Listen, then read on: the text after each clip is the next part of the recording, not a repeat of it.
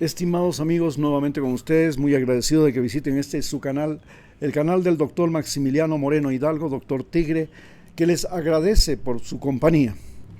Hoy hablaremos acerca de lo que pasó ayer en el mundo y lo que pasó en Ecuador.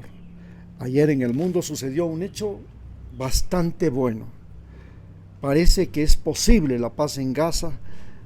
Y aunque Donald Trump haga todo lo posible por llevarse el mérito,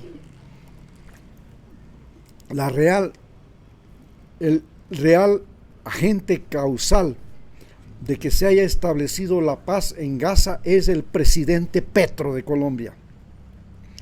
Porque el presidente Petro de Colombia fue el que ha denunciado el papel que están cumpliendo Netanyahu, el papel que están cumpliendo los soldados norteamericanos a los que les pidió desobedecer inclusive a Donald Trump, no disparar contra los seres humanos. Denunció a Netanyahu, al que lo tachó de el nuevo Hitler. Y finalmente reveló ante toda la humanidad cómo las Naciones Unidas habían perdido el compás, la noción, la credibilidad y la capacidad. Inclusive se atrevió a proponer que todas las naciones se unieran y formaran un ejército superior al ejército de los Estados Unidos para entrar en Gaza, para defender a Gaza. Es por eso que el presidente Petro es el que realmente ha logrado esta paz, porque ya Donald Trump y Netanyahu vieron que el mundo estaba prestando atención a Petro y que Petro había hecho una propuesta de lo más atrevida, que los países del mundo interesados en salvar a los palestinos de Gaza formaran un ejército más poderoso que el de Estados Unidos, lo cual ya es bastante grande hablar de eso. Eso significa agrupar a China, agrupar a Rusia, agrupar a India, los países del BRICS, pero además ejércitos poderosos como los de Arabia Saudita, los de Sudáfrica, los de Brasil. Brasil tiene uno de los ejércitos más poderosos del mundo en este momento. Que tenían que enfrentar ¿a quién? No solamente al ejército norteamericano, sino que tenía que ser más poderoso que la OTAN. Y esto era ya algo muy atrevido. Pretender que un ejército sea más poderoso que la OTAN da mucho que pensar. La OTAN, que ahora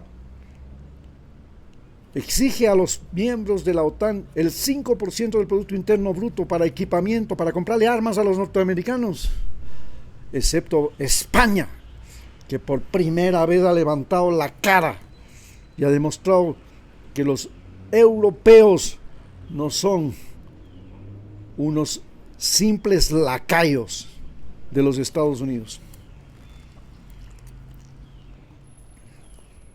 Hoy, entonces, Ecuador, que se encuentra en armas, que se encuentra en la protesta, también se da cuenta de que tiene un rol muy importante, como lo tiene Colombia, para impedir que Estados Unidos invada Venezuela, para impedir que Estados Unidos invada Colombia, como ya lo hizo antes, mediante la guerra al narcotráfico que le permitió poner 6 bases militares norteamericanas en Colombia, que ahora el presidente Petro las está sacando de ese país.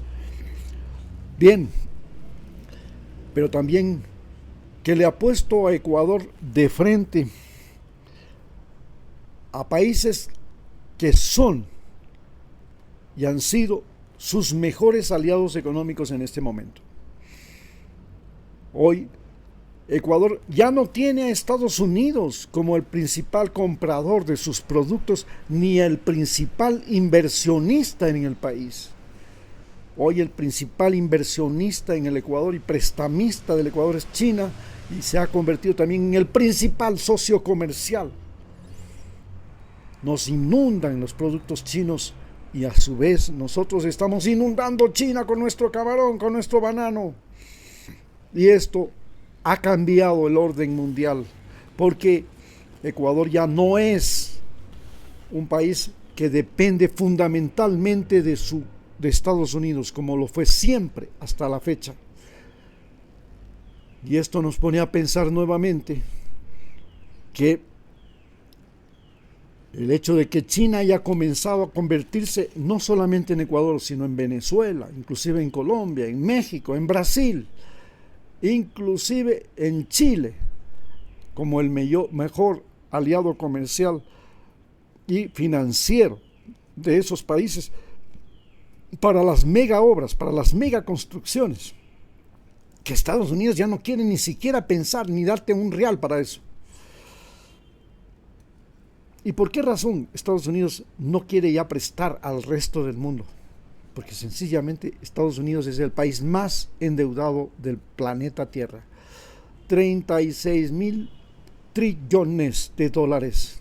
Una cantidad inimaginable es lo que debe Estados Unidos al mundo y al propio Estados Unidos.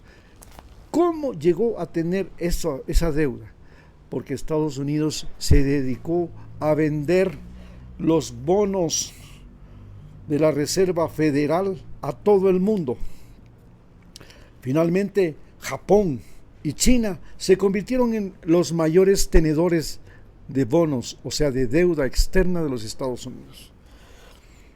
Y la deuda externa de los Estados Unidos significa que un día, con esta fecha y con este monto, Estados Unidos tiene que pagar por esos bonos. Esta es la principal razón para que Estados Unidos hoy le odie a China, porque Estados Unidos le debe plata a China, porque China tiene los bonos, la mayor cantidad de bonos junto con Japón de Estados Unidos, y China está haciendo una jugada temeraria, está vendiendo esos bonos en el mercado, y esto está produciendo la caída del dólar y la falta de credibilidad del dólar. Así que los BRICS, que quiere decir Brasil, India, China, Rusia y Sudáfrica, más una treintena de países que ahora suman más del 70% de la población mundial, han decidido crear una nueva moneda porque la confianza en el dólar está de picada y nosotros somos país dolarizado.